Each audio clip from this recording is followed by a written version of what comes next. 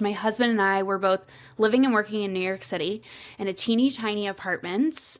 And so he was working from home remote, and my job was kind of on pause because it was in person. I was just, keeping myself busy, and my sister-in-law introduced me to a program called the Virtual Savvy. And I know Abby Ashley has been on this show before. Right. Thank you, Abby, for all your expertise. I would not be here without you today. So basically, my sister-in-law Thais was personal friends with Abby. And she told me, she's like, listen, I don't even know what Abby totally does, but it's something with virtual assisting. And I know you're a personal assistant. So I bet there's some correlation there. You should check it out. And what really got me was the testimonials for the Virtual Savvy. I was like, if all these people can do it and they can replace their 9 to 5, they can work from home, I could do this too. Why couldn't I do it? So it was a huge leap of faith. I will say it was the biggest investment I had ever made on myself, kind of feeling like it was a gamble. Whenever you're investing, especially in the beginning of your business, you're Totally. like, is this thing going to work? And Right. so I ended up diving in head first. I'm like, you know what? No better time than the present. I'm literally not working. I can dedicate all my time to doing this course, giving it a shot. I totally felt nervous and embarrassed to tell people, hey, I'm trying out this thing and I have no idea if it's going to work, but I'm going to go for it. Within the first 90 days, I ended up replacing my New York City salary with virtual assisting work. Well, that's a really funny connection that I didn't know existed, because we met through the 2X coaching program, and I didn't know that it went back to Abby, and she's been doing the Virtual Savvy for years and years. We can link up her previous episodes on the show. I think that's really exciting. So now, starting out, are you niche down to these project management tools early on? You say or early on, I'll just take whatever clients I can get. I can help you with virtual admin type of tasks.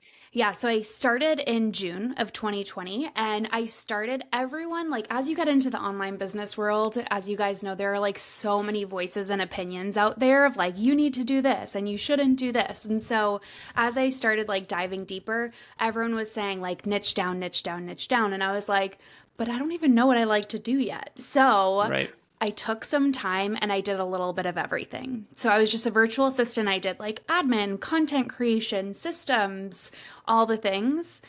And after about 6 months, I would say, before the end of the year was over, I decided, you know what, I don't want to do everything for everyone. And that's when I decided to invest in my first business coach, where our first session together, basically she had me just word vomit all the things that I loved about my job and did not love about my job. And we very quickly realized at the end of that session that what I was really passionate about was getting people organized. And the pathway to do that was through systems. So at this point, for my clients, I had already set up my 2 favorite tools, ClickUp and HoneyBook. I've also set up different CRMs and project management tools for people, but I felt very strongly that these were the tools that I wanted to master. And at the time, I'll be honest with you, Nick, I actually didn't see many people in the online space just niching down into specific tools and being these pros. They had ClickUp Consulting at the time. It was a very small group of people. HoneyBook Pros wasn't even a thing. I was one of the first 12 HoneyBook Pros. Wow. And so it felt again, this leap of faith. Starting is a leap of faith, continuing, you're constantly having to believe in yourself, but then niching and taking such a drastic turn was definitely a mindset thing of I feel like this is the right thing, but I hope that it pays off. And it feels risky because you're well, Yes. am I going to cut off all this other business that I'm, perfectly qualified to do? I know I can get it done. I can deliver good results for clients, but I think there's some greener pastures over here, and it is challenging. And I a couple things that you almost have to go broad in a service like this early on to identify, well, what really lights you up, or where do you kind of have your special secret sauce that you can apply, and then follow that path or keep pursuing that.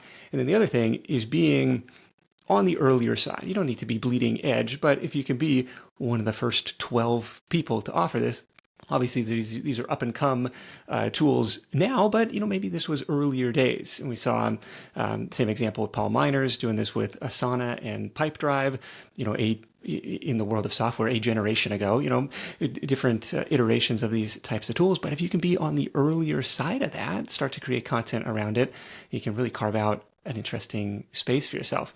Before we do that, though, I think people will be curious because we kind of glossed over, hey, I replaced my income in 90 days. I'd be remiss if I didn't ask, how'd you get those first customers? There were two main ways that I got my first customers. The first, which feels even more intimidating and scary, is reaching out to your personal connections. And what also feels scary about this is because there are so many like MLMs and pyramid schemes out there that you're like, okay, are people going to think I'm a scam? But number one, if you're not a scammy person and I'm reaching out to people that I actually have legitimate connections with. Yeah. And so just reaching out to them being like, hey, I'm starting this new thing. It's basically just like a personal assistant, but I'm virtual. If you're interested or you know anyone else that is, feel free to reach out. And so my first client ever was a personal connection that had a garage door business. And he was my first client. Then the majority of my other clients getting started came from Facebook groups, which is really ironic because I'm now going back to that strategy for top of funnel, like starting to engage more in Facebook groups in terms of like answering questions. So I would go into Facebook groups. Abby has one that's the Virtual Savvies, and it's a free public Facebook group where like people are literally like, I'm searching for a virtual assistant. Yeah. So yes, that's awesome because people are literally searching for it, but then you also have to figure out how to make yourself stand out. So there's a lot of competition in there. And then the third way is really just having a solid marketing strategy and plan from the beginning. And so I would say those were the three main ways. Obviously the marketing strategy, because I was brand new. I'll never forget the day I started DaSilva Life, my Instagram, with 0 followers. And, it was just something that I had to flex that muscle in practice. And eventually I started becoming a name in the industry in virtual assisting, and then eventually in systems and HoneyBook and ClickUp. Okay. Yeah. Trying to put yourself out there, and it's kind of intimidating because at that stage, like, I feel like I'm personally committed to doing this thing, but it's still intimidating to start to spread the word, tell other people about it. And even if it's not a direct connection, you're trying to plant the seed in your network's mind that this is what you do now. Like your previous identity about what I did for work, you set that aside and say, well, now if I need virtual assistant support, Kristi is my person. And maybe if I don't need it, but maybe my network needs it. Like, oh, somebody else I'm talking to. Oh, I know somebody. I ought to connect you with Kristi. There's we've seen that kind of play out where it's like, because it's kind of like to your MLM point, like, yeah, it kind of feels a little skeezy trying to sell directly to your immediate network, but it's more just kind of occupying a little bit of mind share and saying like, yes. Oh, if I need somebody for web design, or if I need somebody to, wash windows, it's like, well, who do you know, right? It's kind of like this, how the word of mouth can start to spread. Okay. Exactly. So now we're niching down. We're doing the software with the service. Hey, we're going to be your ClickUp specialist. We're going to be your HoneyBook specialist. What happens then? Or like, how do you kind of make that transition or start to get customers in that space? Because the other benefit to this too is, well, now instead of just being general admin, I don't know, maybe you're at $25-$30 an hour. All of a sudden, by being really specialized, you can command a lot better rates too. Yeah, 100%. And I won't sugarcoat it, Nick.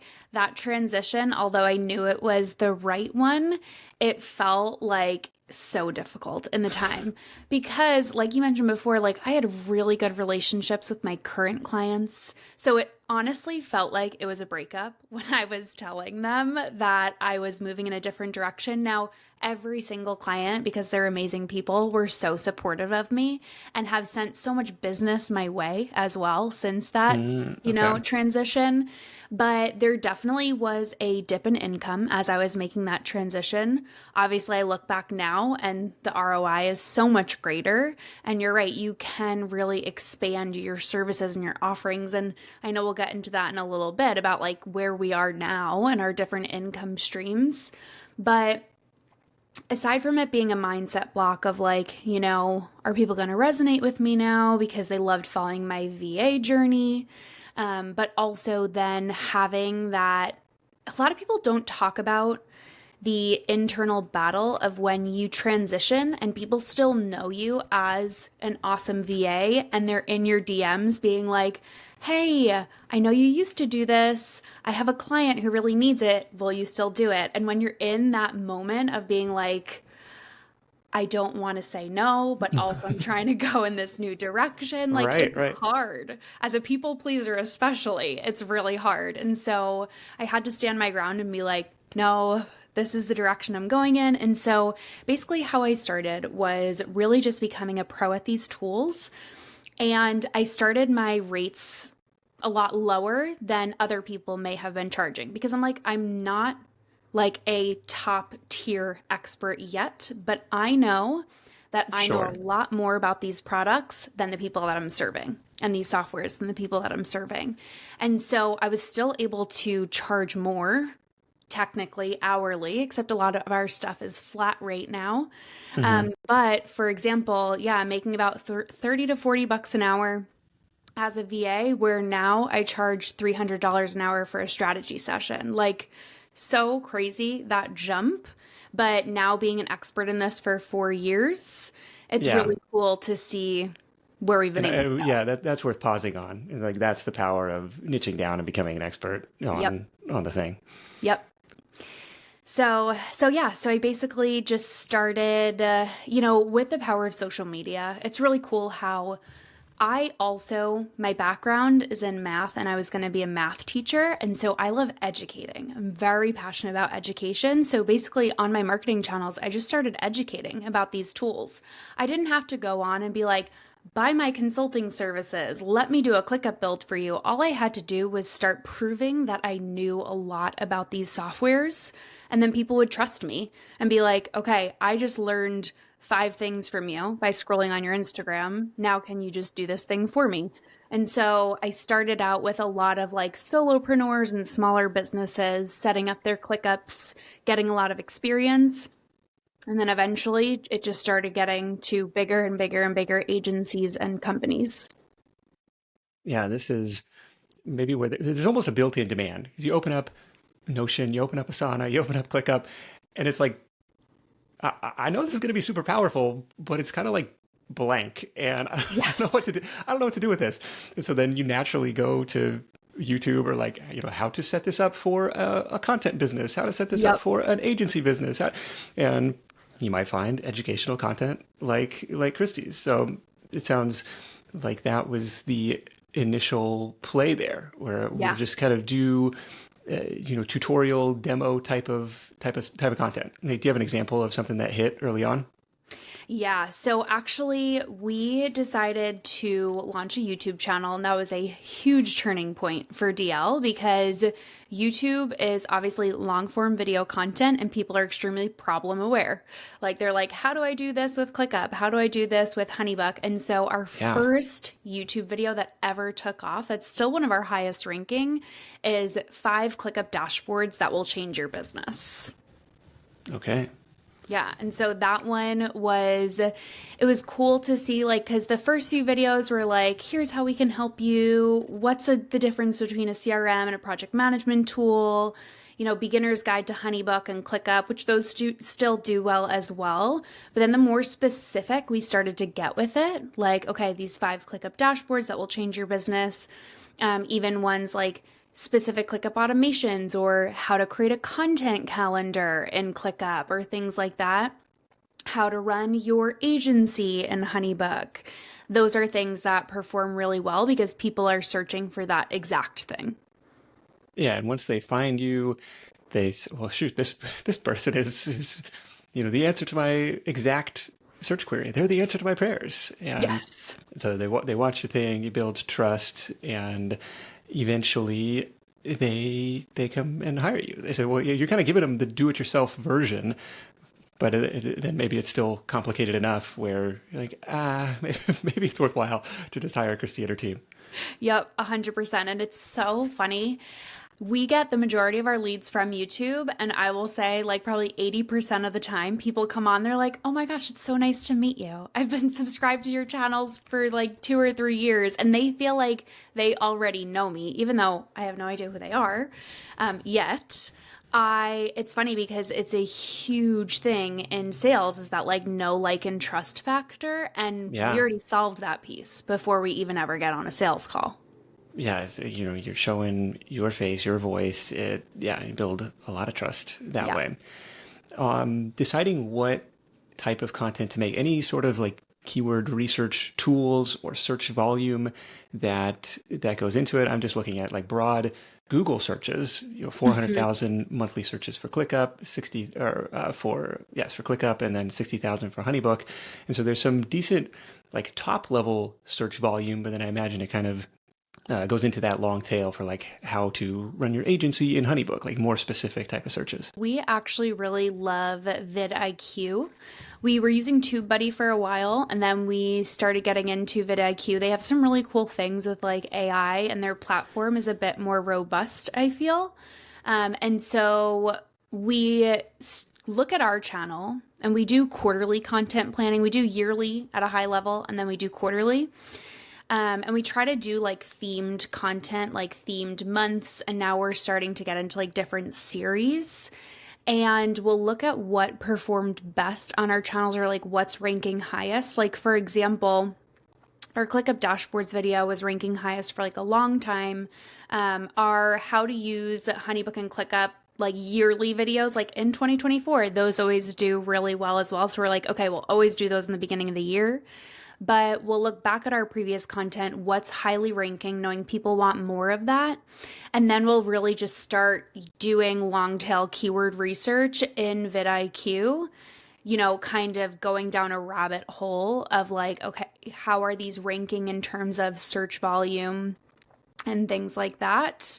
And Is there a minimum search volume that is interesting to you or worthwhile to make the video about? It's more like how it scores in vidIQ. I think we're looking over like a 60 or 70 ranking. Which is a combination of volume and like competitiveness. Yeah.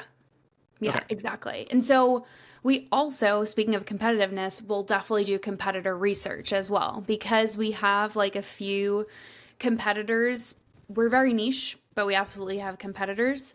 And so we'll look at their channels, what's ranking high on their channels, and by no means do we ever just copy their video, but we'll be like, okay, cool, they did something on this specific topic. How can we do something similar, but have our own spin? And so Totally. we'll do that research as well. Oh, that makes sense. Yeah. Seeing what's working out there. And this is, I probably have talked about this before, but I would come up with this content idea and it would be something super broad, like, ways to make money on the internet or something. And then of course, Google that and well, shoot, there's already a dozen people have already written this article. Yep. I guess I better go back to the drawing board and come up with another topic.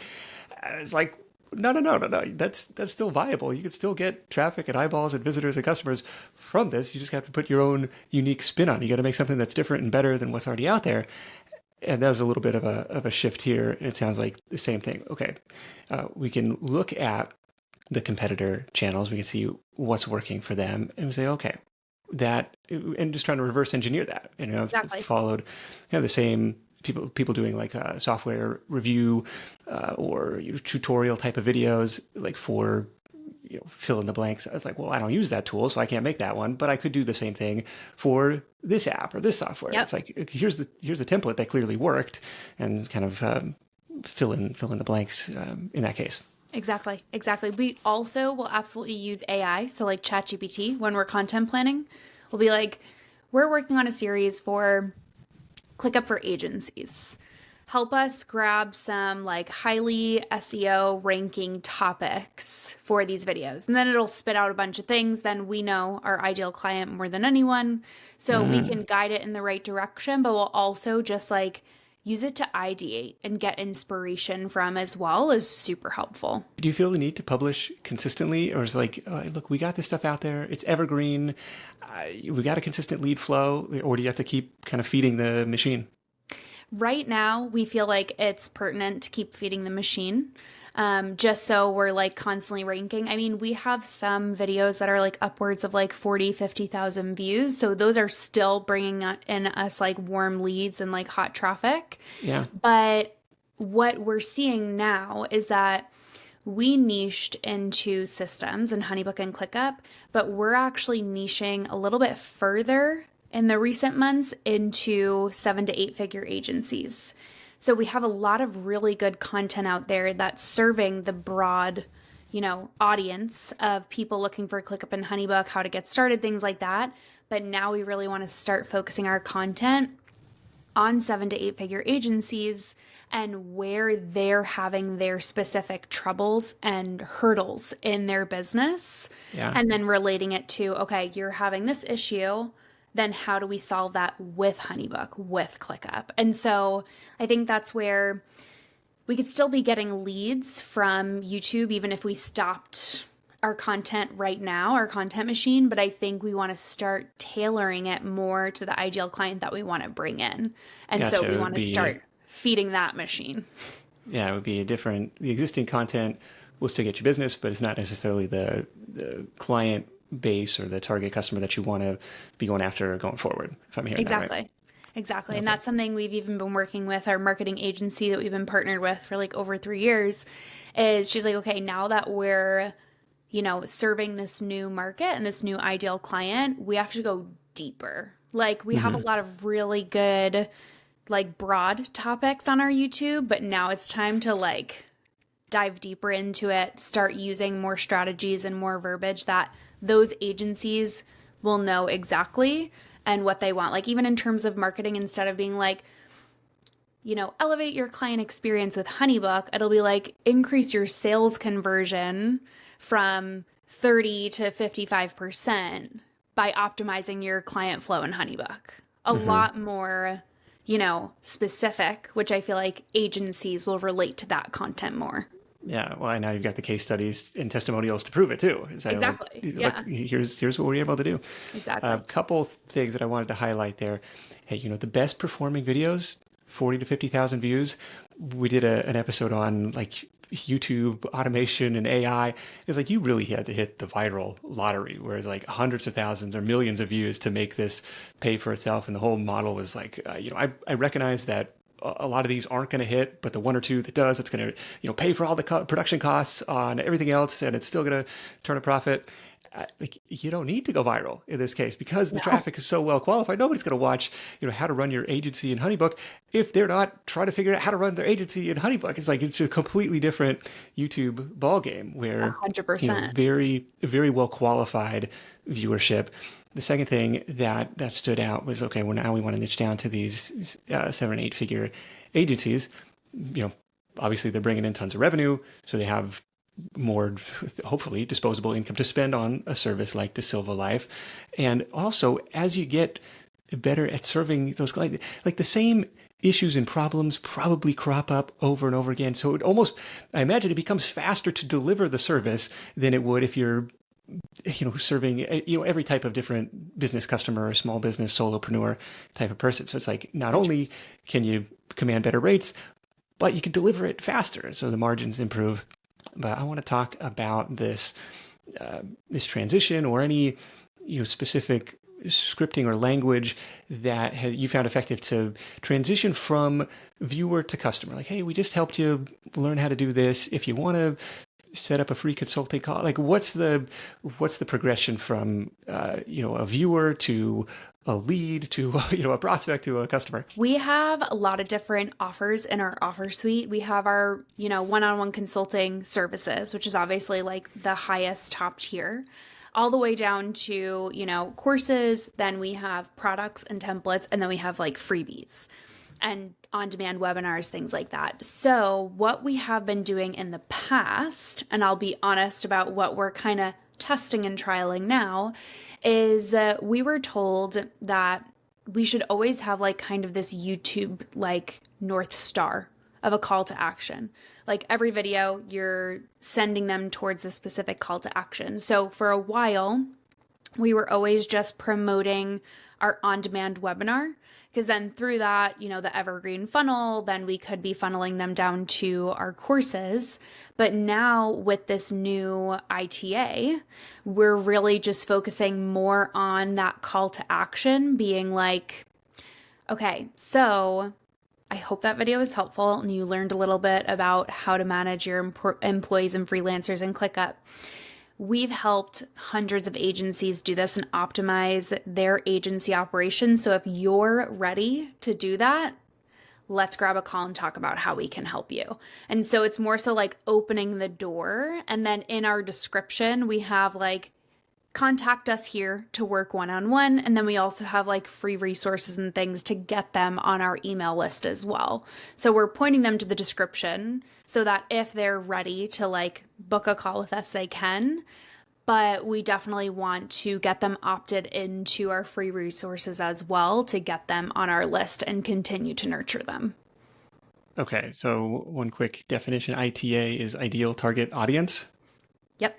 Okay. Trying to remember my acronyms here.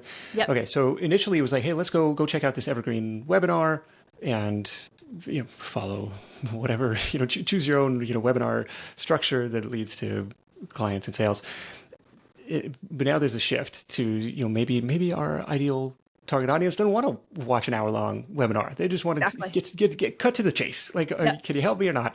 And so now you can book a call directly, or you can download the lead magnet, opt in. What are the effective lead magnets for you today? We're going through currently like a revamp of our website and everything like that. And so we'll probably be shifting those down a little bit, but we have our free webinars, both for ClickUp and HoneyBook. And then we have a CRM toolkit for HoneyBook.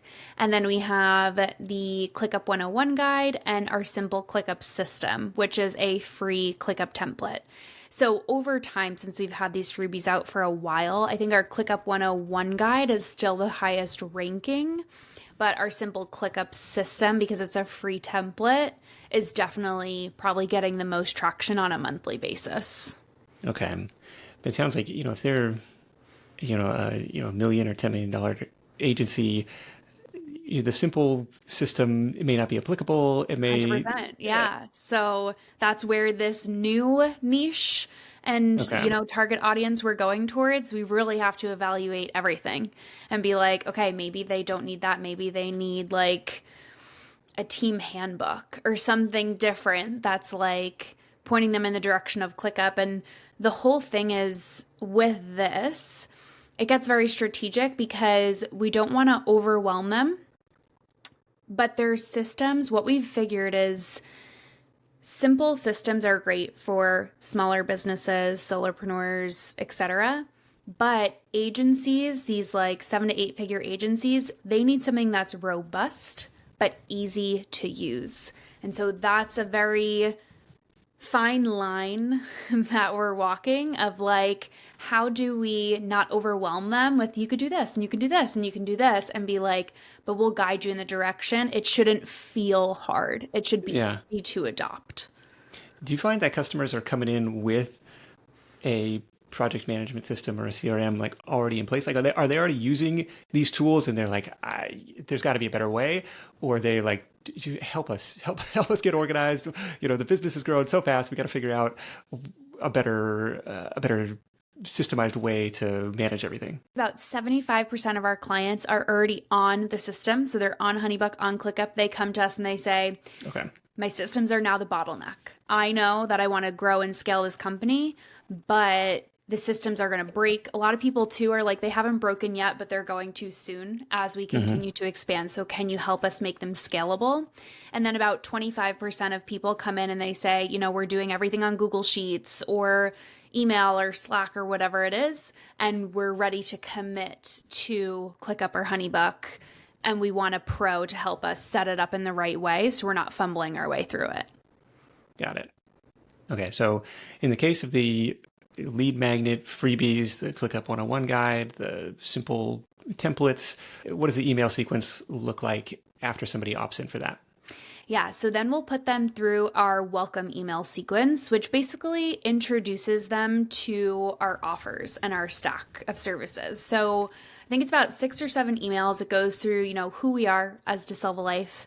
Then it goes through, if you're interested in ClickUp, here are resources. If you're interested in HoneyBook, here are resources. And then at the very end, it goes through, okay, how does it look like for us to support you? Is it through our free content and subscribing to our YouTube channel? Is it through joining our systems school and going through the DIY course? Or are you ready to invest and have us just do everything for you? And so that's kind of the journey that they go through now. I think in the future, as we're kind of fine-tuning all of these freebies and sales funnels, we'll probably have certain freebies go towards like promoting the course and templates, and certain freebies potentially then promoting like, let's get on a sales call type of thing. And do you ever lose sleep over, what happens when ClickUp goes away and you've built this whole reputation and this content library around this, and then for whatever reason the company gets bought, the tool gets shut down, like I don't know, like that. I could see that being the counterpoint to being like, well, I don't want to marry myself to this one tool, because what happens if it doesn't exist anymore? I actually love this question, Nick, because we get it all the time. And even my husband has asked me this question in the past, like, are we making the right decision by just like niching into one specific thing? And it's actually not about the tool itself and the software. It's about the system and the framework that we've created to set up the workflows in this specific tool. So we actually have a framework that we've developed over the last 4 years that if ClickUp shut down today, we could take all of that and implement a brand new tool. Now, would it take a lot of time and energy and probably tears? Yes. But my job wouldn't be obsolete. Like, I have all of that information that we can just easily implement in a new tool. Okay. That makes sense. Right. A new solution, well, I guess the solution is the same, but the tool that you use to implement it may be different, and you can apply the same workflows to something else. 100%. And would it be fun? No, but is it doable? Yes, a painful transition period, but it doesn't have to be like, well, I guess that's it. It's game over. Exactly. Okay. Anything else on the YouTube front here, from driving traffic and views to generating leads and customers? Anything else that we missed? Something that is super important about these is you want to know where you're leading these people, and you want to have that idea of where they're going and how to capture them. So this is where systems come into play, of having yourself organized in the back end, because if you start taking off on YouTube, even if you have like a small following, which we still have, I think only about like 6,000 subscribers, but it's a very strong community of people that are very interested in just what we have. You want to make sure that you have a place to capture those leads and nurture them and direct them in a specific direction. So I would say just making sure, like, for example, we use ActiveCampaign to store all of our leads in terms of like freebies and welcome email sequence and nurturing. And then we use HoneyBook as our CRM for people that are like I'm ready to hop on a sales call with you. I know that you're the person that can help me implement this tool.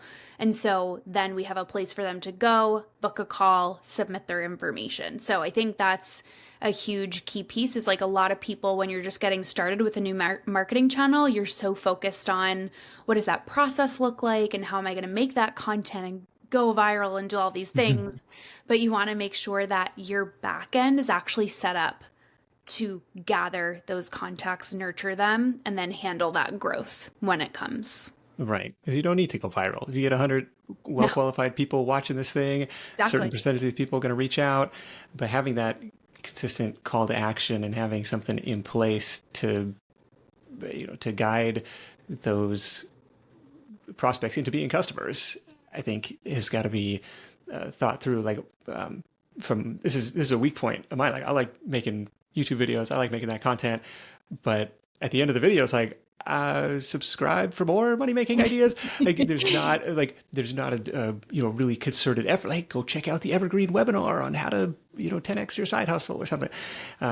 But being upfront and introducing yourself. Hey, we are consultant specialists on this topic, and today we're going to cover XYZ. And then at the end, you can also say, hey, if you want to learn more, go download the template. If you want to learn more, hey, let's book a call.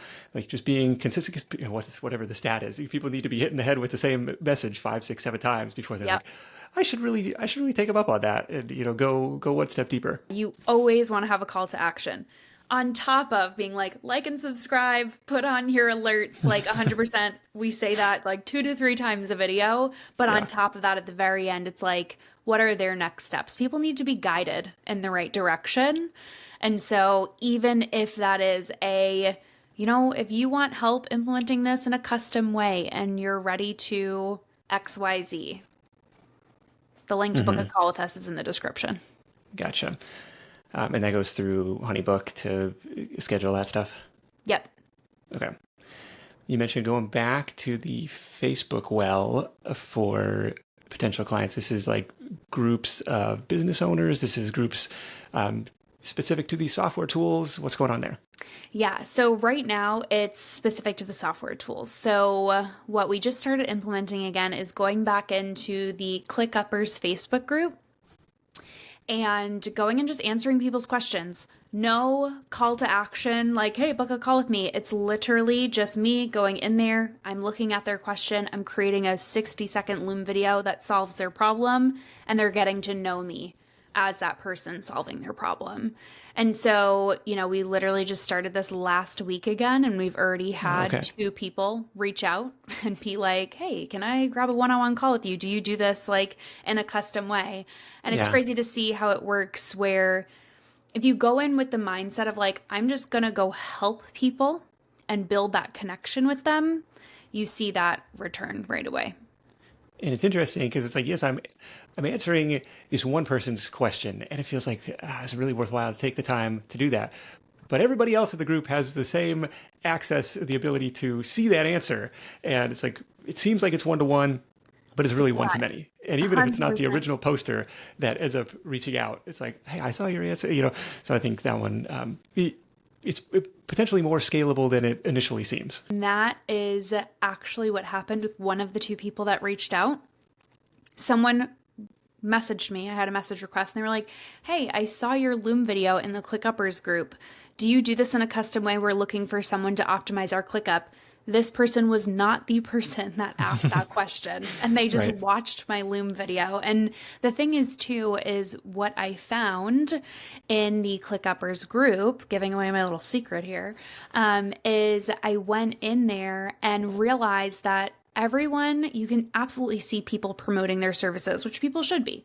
But in the responses to someone's question, everyone is giving written or screenshot feedback. I'm like, how can I be different and go the extra mile? I'm going to record a 60-second Loom video. And I've already seen that pay off because I'm a visual learner, especially with things like softwares. Like, I need to see someone do it. For some reason, like the text doesn't translate to my brain as quickly. And so I'm like, let's see if this works. And so far, it's been working.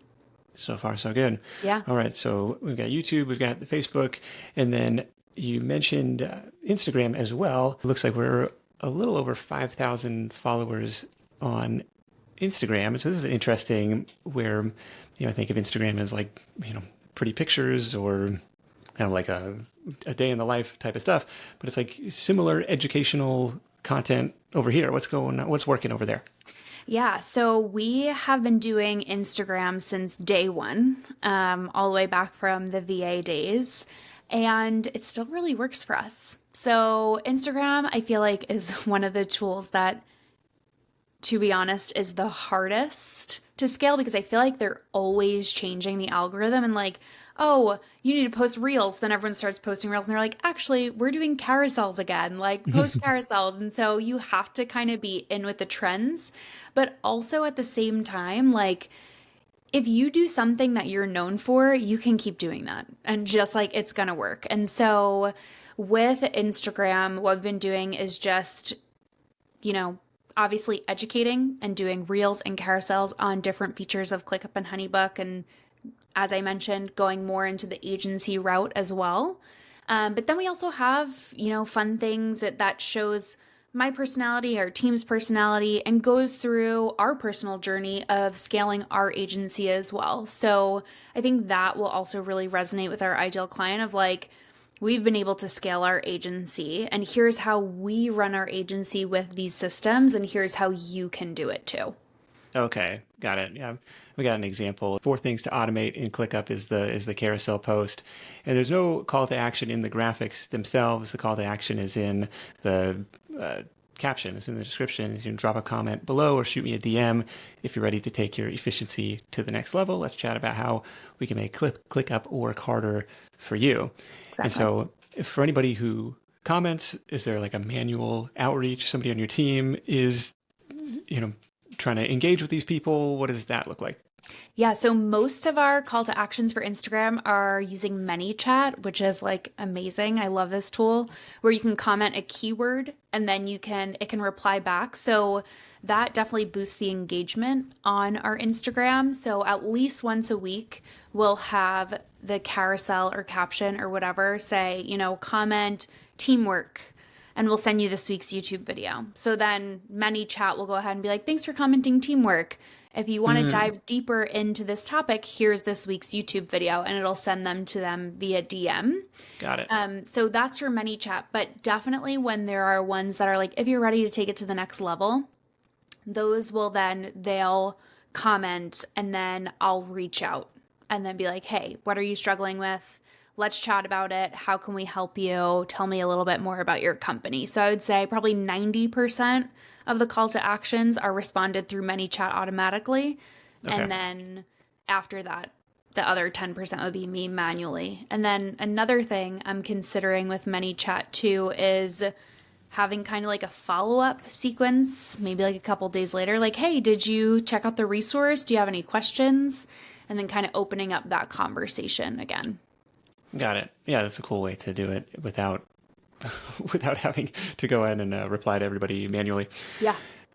One thing that I think is interesting about Instagram today is and it could be good or bad depending on your perspective, but they seem to, if your target audience is people who are interested in productivity and systems, like they don't need to be following you to get served up your content anymore. If it has been proven to be engaging to maybe a small subset of your followers, like Instagram can push it out into the feed of other people it thinks are going to engage with it. And I think that's interesting for a small account to be able to grow your reach in that way. And it's seen half, probably 2/3 of my feed is like stuff people I don't follow, but it's like, well, shoot, they got me pegged. This is interesting. Yep. And it's like, oh, stop, get out of it. Get out here. I did not subscribe to this. Right. But it is interesting. So I guess it gives hope to people with small followings in that you don't necessarily need that early on. If you can create engaging content on a specific topic, people, the algorithm will tend to push that out. 100%. And even like talking about small following, like that is all vanity metrics. You could have $100,000 and be making like no money per month if it's all just vanity metrics and you're not pointing people in the right direction. Like you want to know how your content is converting, where these people are coming from, and like where it's worth your time and effort, even in my case, my money, because we're actually paying people to keep these systems and these marketing channels running. Mm-hmm. Don't get caught up in the small following thing, because you could consider me having a small following of 5,000 on Instagram, about like 6,000 subscribers on YouTube. Do I wish I had 100,000? Yeah, totally. But if I was still making the same amount of money and I'm not nurturing them, it doesn't matter at the end of the day. At the end of the day, it doesn't matter. Yep. On the revenue side, obviously you've got the done for you, consulting, the high ticket, just hand over the keys. We'll build this all for you. And the prices are public on DaSilvaLife.com, which I think is interesting, just because always there's common to be like, well, book a consultation. And, I was like, well, shoot, if I have to ask, I probably can't afford it. So I like that it's up front. Yeah. And just kind of pre-qualifies people in a way where it's like, okay, I'm not even going to get on the call if I can't afford that. But if you look at that and say, yeah, that's worth it to not have to do it myself. Sure. I think that's interesting. You've got some like digital product template stuff that's for sale. Mm-hmm. And then there's like an online course. Can you give me a sense of the revenue pie, like the breakdown between these different offerings? Absolutely. So we have, like Nick mentioned, and it gets a little like crazy because we have different services and offers, and then we have two totally separate softwares. And so we have our ClickUp services and we have our HoneyBook services. And then it breaks down for each of these. We have consulting, one-on-one services, which are the highest ticket. Then we have our courses and our templates. So our ClickUp consulting is about, I would say, like 30%. Our HoneyBook consulting revenue, like one-on-one, is about 30%. Our courses and templates are about 30%. And then that other 10% is things like affiliate revenue, guest speakings, partnerships, things like that. So it's a pretty even split between HoneyBook and ClickUp consultings, that's being the biggest driver in revenue generation, then our courses and templates, and then we have those kind of like other categories. Okay. Are you able to get reseller rights or affiliate partnerships with the software themselves, or there's other tools that you're recommending to customers? Yeah, so we have our highest affiliate driver right now is HoneyBook. They have an amazing referral program. We can get up to like a $300 payout for different people that sign up. And then we have a affiliate partnership with ClickUp as well. And then other tools we recommend too, but that's like a much lower revenue generator, obviously, because a lot of our affiliate revenue also comes from YouTube, which is completely passive, which is awesome. Yeah, and I guess that, if the majority of your clients are already using these tools, this is a little bit higher in the funnel, so to speak, where, maybe it's, broad level HoneyBook tutorial, it's HoneyBook versus competitor A, HoneyBook versus competitor B, like people who are trying to figure out, is this even right for me? And if it is, you sign up through our referral link. Exactly. Okay.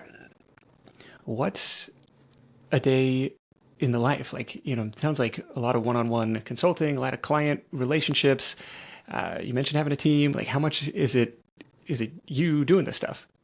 Yeah. So I'm obviously a very organized person. I'm an avid time blocker. So every day kind of has a life of its own, but my week is themed into time blocks. So Tuesday, Thursday are primarily call days, like client call days. And so on those client call days, I could have upwards of like 7-8 calls in one day, just like the whole day stacked. And those could be a mix of sales calls, kickoff calls, training calls, check-in calls, one-on-one consultations, and strategy sessions. So those are about the mix, and it could be for ClickUp or HoneyBook. I don't really theme those days in terms of like, okay, Tuesdays is just ClickUp calls and Thursdays is just HoneyBook. But I do section chunks of like, okay, from 10 to 12 will be just sales calls. And then from 1 to 5 will be just client calls, whether it's a check-in or a kickoff or something like that. Okay. And then the other days, like Wednesdays are my days where I do like deep work for clients. And then Monday, Fridays are really dedicated to team. So we have team calls. We're working on team initiatives, our quarterly initiatives for marketing and building our business, launching a new product, things like that. So does that answer your question? Yeah, I think so. I think that's helpful to hear that, hey, some of it is passive, the client flow is relatively automated, relatively hands-off, but there's a lot of hours that go into making this machine run. Yeah, 100%, especially right now. And so we are an agency, but I'm still heavily involved in certain aspects of certain projects. Like some services are really agency-fied, and I need to spend maybe like 1 or 2 hours total. And then other ones, I'm still more directly involved as we continue to grow those offerings and get me out of the driver's seat. Do you find, what do we call it, like the expert trap, where customers see your face on the YouTube videos, they see you on Instagram, they expect it to be you, and you say, well, I'm the CEO here. I'm the boss. I train my people to handle this for you. Do you get any pushback on that?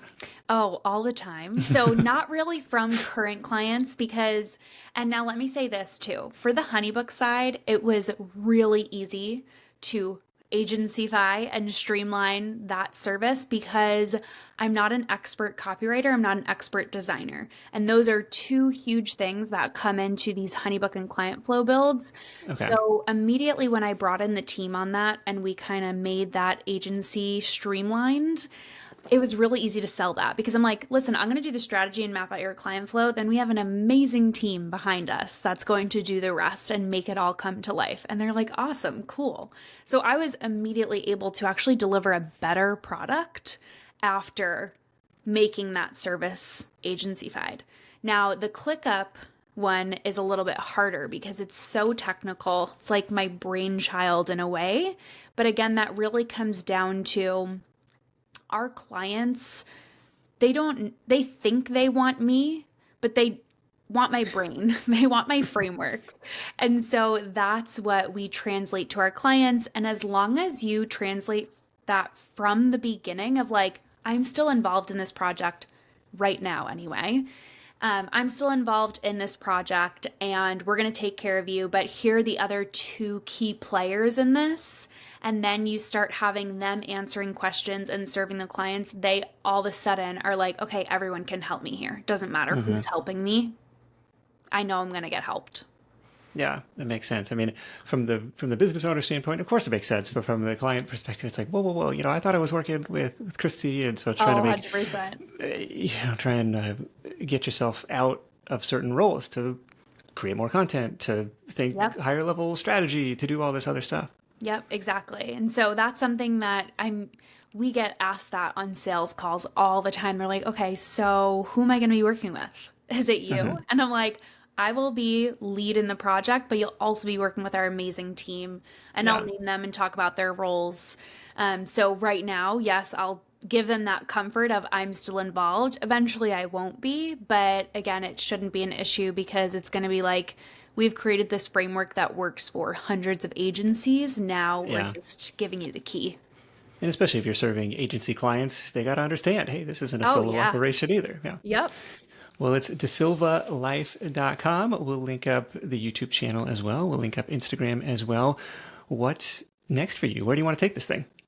Yeah. So next for us is, I talked a lot about, like our own agency is really day by day getting me more and more out of the driver's seat. And we're really working on building our offer suite. We have some solid offers now, but we're actually launching a new offer that we're super excited about called the ClickUp Agency Accelerator. So that's going into beta in the next month or so. And the more and more we get our agency growing, then I'm going to be able to have more time to dedicate to marketing and creating more educational content and stuff like that. So I'm excited for that. All right. So building out the offer suite and getting out of kind of the client fulfillment stuff to focus on the higher level stuff. Exactly. Yep. That's the goal. Cool. Kristi, this has been awesome. I'm taking a ton of notes, lots of resources mentioned that we can link up in the show notes. as well. Let's wrap this thing up with your number one tip for Side Hustle Nation. I want to kind of share my mantra that I have stuck with for these past 4 years.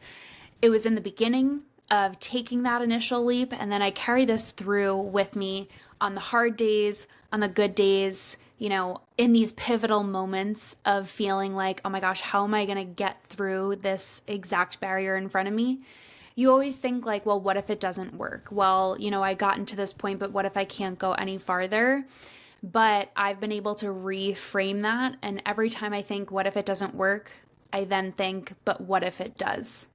What is on the other side of that? What does that dream life look like? What does it look growing this business, being able to serve more people and support these amazing team members? And so if you're having one of those moments like we all do, just think, what if it does work? And that's what really keeps me going.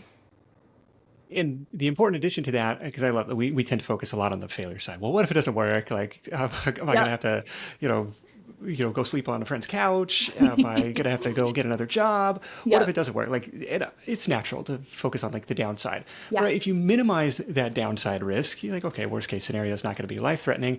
What if it does work? And is that going to be a win? Like, if I project out 3-5 years down the road, am I going to be materially better off? Am I going to be in a better place personally, financially? What if it does work? I think it's really important to ask. And I think we tend to focus on the negative side a little too much. So look at the upside as well, and make sure that you're setting yourself up for those wins. We had Noah Kagan on the show. One of his criteria was like, could this be $1 million business? If not, why am I even looking at it? Why is it even on the option list here? Yep. So that's the number one tip. What if it does work? Takeaways from me. Obviously, we're talking about following the demand. Lots of search volume around these particular software tools. Could you find something that you're a relative expert in? Could you become an expert in the thing and build that library of educational content, help people out on that, and have that consistent call to action? It doesn't take a huge following. I think that's probably the inspirational part here, because anybody who's watching this is going to be a pretty well qualified lead. You niche yourself down, you become that expert, you take inspiration from what's working in terms of competitors' content, put your own unique spin on it. Lots of inspiring stuff. If you're new to the show, you're wondering what to listen to next, I want to invite you to build a personalized playlist of the Side Hustle Show episodes most relevant to you and your specific situation and goals. All you got to do is go to hustle.show. You answer a few short multiple choice questions. You do it on your phone. The little quiz will spit back out this cool curated playlist based on your answers that you can add to your device. You can learn what works. You can go out and make some more money. That's hustle.show. We mentioned Abby Ashley on the podcast previously. We'll link up her episodes. And Paul Miner is another example doing this with Asana and Pipedrive, very similar type of businesses. Hey, I'm an Asana consultant, and today we're going to learn how to do blah, blah, blah. Fantastic model. Feel free to, blatantly rip this off and apply this to whatever tool, right? Like, it is, the template is here. It is for you to run with. So big thanks to Kristi for sharing her insight. Big thanks to our sponsors for helping make this content free for everyone. You can hit up sidehustlenation.com/deals for all the latest offers from our sponsors in one place. Thank you for supporting the advertisers that support the show. That is it for me. Thank you so much for tuning in. If you're finding value in the show, the greatest compliment is to share it with a friend. So fire off that text message. Hey, you should totally do this for, fill in the blank software tool. Until next time, let's go out there and make something happen. And I'll catch you in the next edition of the Side Hustle Show. Hustle on. All right.